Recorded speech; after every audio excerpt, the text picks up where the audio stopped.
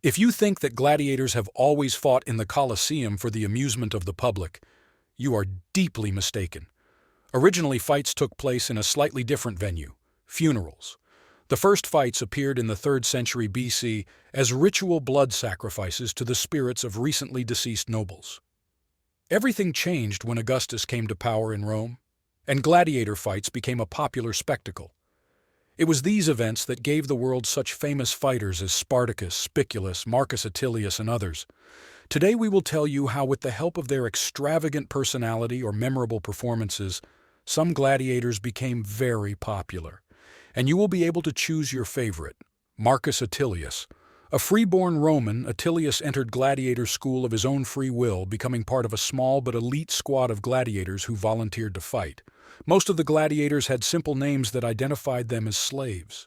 Marcus Attilius was different from them, emphasizing his origins throughout. To make the bouts as equal as possible, Roman overseers usually assigned gladiators to compete against people of roughly the same level of experience: novices against novices, experts against experts.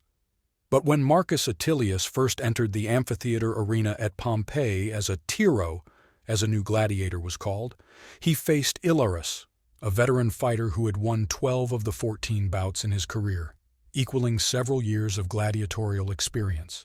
The role is Myrmilon.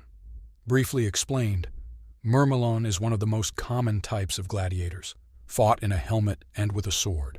The young Marcus Attilius not only defeated Hilarius, but in the next fight defeated another gladiator, defeated 12 times. This defeat prompted the Pompeian graffiti artists of the time to immortalize his achievements. In 79, just a few decades after Attilius's fights, the eruption of Vesuvius occurred, which buried the city and its graffiti. Spiculus attended a gladiator school in Capua, Italy, where he showed great promise. In his first bout in the amphitheater, he fought Attilius, a veteran gladiator and free Roman who had won 16 fights. Spiculus defeated and then killed Attilius. His triumph attracted the attention of the then Emperor of Rome, Nero. Nero showered him with gifts, including a palace. Spiculus lived in luxury, served by slaves. In 68, when Nero faced rebellion in the empire and almost certain death, he asked his friend Spiculus to deliver the fatal blow to him.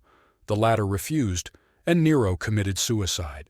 Commodus is best known today as the Mad Emperor whose reign marked the end of Rome's golden era.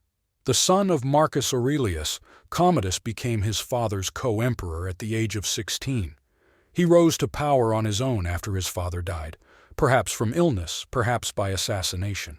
Cruel, lecherous, and promiscuous, according to the early historian Aelius Lampridius, Commodus maintained a harem of 600 boys and young women, and considered himself a god.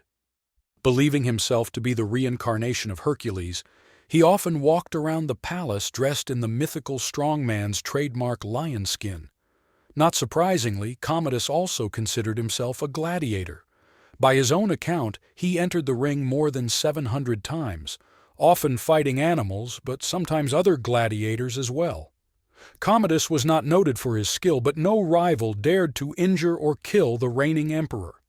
As the historian Herodian wrote, wounding Commodus seemed a sure path to his own agonizing death. Flamma, a native of Syria, a gladiator who rose to fame during the reign of Emperor Hadrian.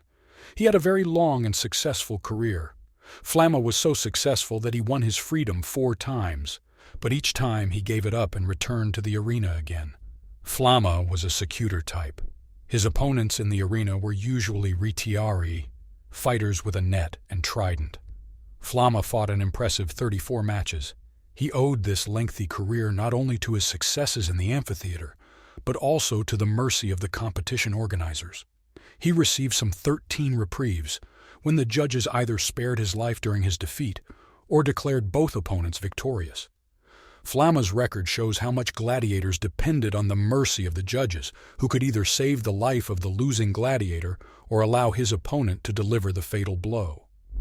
Flamma died during a gladiatorial fight at the age of 30. He was older than many of his colleagues in the arena, although individual record holders have performed in gladiatorial combat up to the age of 45. Spartacus. ancient Rome's most famous gladiator in history never fought in the Colosseum at all. Spartacus was most likely born in the Balkans and sold into slavery to be trained at the gladiator school in Capua. He was recruited as a gladiator on account of his physical strength. He entered the arena quite late, at the age of 30. The original biography of Spartacus abounds with gaps.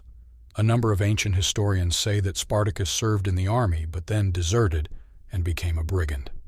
After that, and was captured and sent to the slaves. Moreover, robbery Spartacus could be caused quite patriotic motives. He served in the Roman army, and when Rome went to the Balkans, he simply went to the side of tribesmen. Even early in his training, Spartacus was fed up with the abuses at the gladiator school. He and his colleagues launched an armed rebellion. There were no weapons on hand, but they armed themselves with cooking spits and knives. They overpowered the guards and escaped, taking refuge on Mount Vesuvius.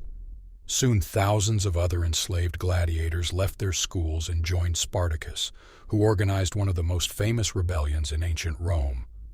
A year after his escape, Spartacus led an army of rebels, up to 100,000 men, to fight the Romans in Gaul. After a series of successful battles, he tried to flee to Sicily, but failed to organize a sea crossing. His success spurred the Roman Empire to decisive action. The following year, in the Battle of the Silar River, General Marcus Licinius Crassus defeated the rebels. Almost all of Spartacus's army died, including the gladiator himself.